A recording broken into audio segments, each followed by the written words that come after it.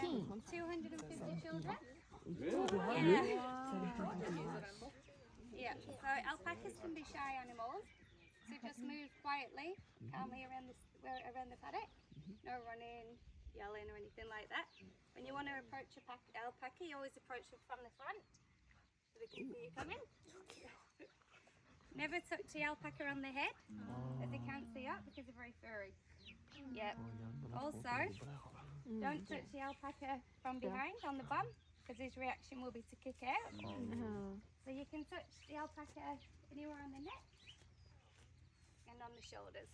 And if you're lucky, you could even give this big boy a big hug.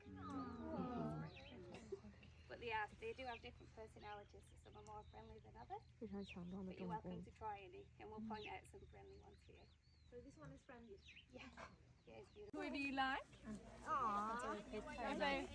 If they walk away from you, just go find another friend. This is Ecuador,